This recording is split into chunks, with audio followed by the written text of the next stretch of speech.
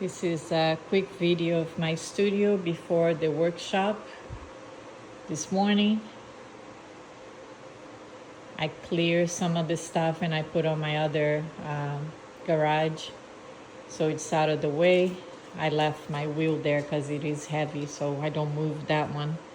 But I have my workbench there, some pieces that I've made for my cuerda seca class, and some pieces that I have also to make for other places that are gonna be for sale. And this is the table we're gonna be sitting here, and it's nice because it's 3 students, so I can sit on the other end. And this is what we're gonna be talking about, how to assemble things for sculpture. These are the pictures for reference.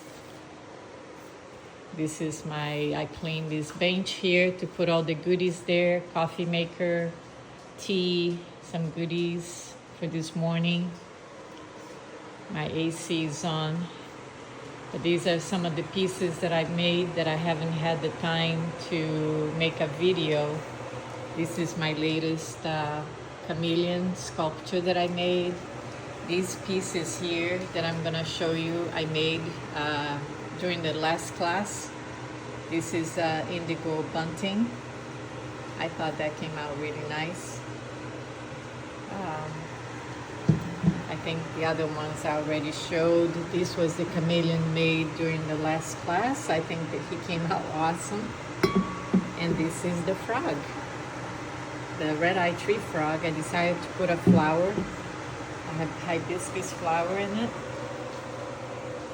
And all the pieces we're gonna be working on today are here. I use this as a damp box, but it's really a plant shelving unit that you can put lights on top.